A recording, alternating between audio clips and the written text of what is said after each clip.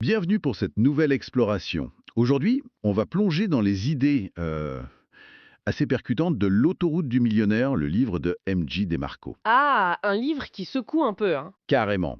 L'auteur, il est passé de chauffeur de limousine à multimillionnaire. Il a pris sa retraite à 37 ans. La question, c'est comment? Bah justement, DeMarco, il commence fort. Il attaque direct le modèle financier qu'on nous vend tout le temps, hein. Fais de bonnes études, trouve un job stable, épargne 10%.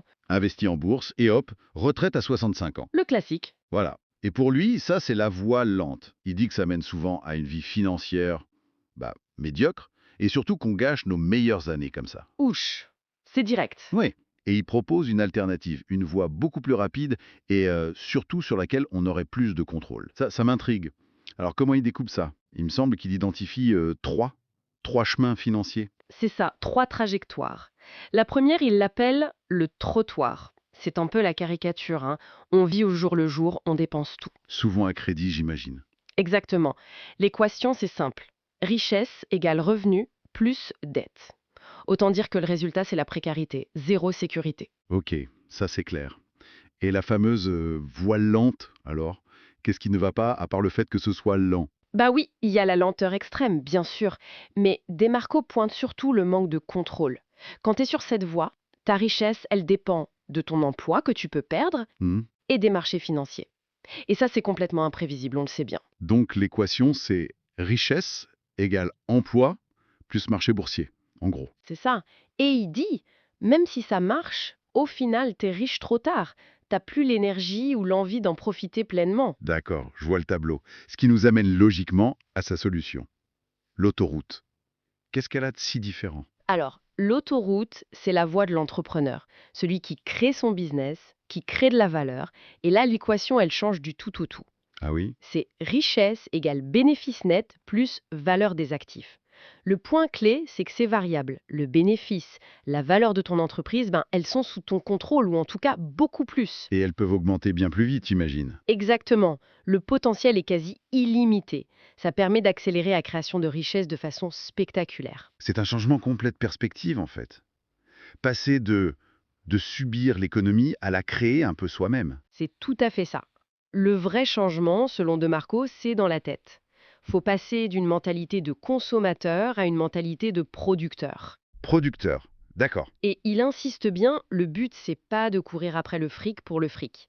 C'est de se focaliser sur la création de valeur, résoudre des problèmes, répondre à des besoins réels du marché. Et l'argent suit si on fait ça bien. L'argent pour lui n'est qu'une conséquence, une preuve de la valeur que tu as apportée aux autres. C'est intéressant comme vision. Il a une formule pour ça, non? La loi de l'impact? Quelque chose comme Ouais. ça. Oui, la loi de l'impact, c'est central dans son système. L'idée, c'est que la richesse que tu peux générer dépend de 2 choses. Combien de personnes tu touches, ça, c'est l'échelle, Ok, le nombre? et à quel point tu changes leur vie, l'intensité de cet impact. Ça, c'est la magnitude. Échelle et magnitude. Voilà. Sa phrase choc, c'est toucher des millions de gens, gagner des millions de dollars. C'est ça les leviers de l'autoroute. Toucher des millions. Ok, c'est ambitieux, hein. Mais concrètement, comment on s'y prend? Il donne des conseils? Des règles du jeu? Des commandements? Tout à fait. Il liste 5 commandements pour réussir sur l'autoroute. Le premier, c'est le besoin. Le besoin. Oui, il faut que ton business réponde à un vrai besoin du marché. Pas juste une passion perso qui n'intéresse personne. Il faut qu'il y ait une demande. Logique. Ensuite? Ensuite, l'entrée. Il conseille de viser des business où il n'est pas super facile de rentrer. Ça crée une barrière naturelle contre la concurrence. Ah oui, pas le truc que tout le monde peut copier en 2 jours. Exactement. Troisième commandement, et c'est crucial pour lui, le contrôle. Contrôler son affaire. Oui, maîtriser ton entreprise, tes décisions, ta marque. Il met en garde contre les modèles où tu es trop dépendant d'une autre entité. Genre certaines franchises ou MLM. Voilà, où tu as finalement peu de pouvoir. Quatrième, l'échelle. Ton business doit pouvoir grandir, toucher beaucoup de monde.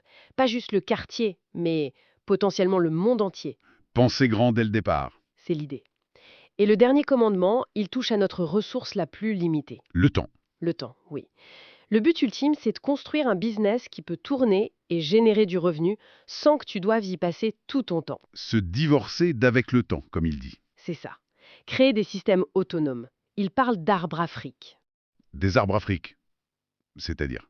Des systèmes comme des logiciels, du contenu en ligne, livres, formations, de l'immobilier locatif, des brevets, des choses qui génèrent des revenus passifs ou semi-passifs. Des systèmes qui travaillent pour toi en somme. Tout à fait.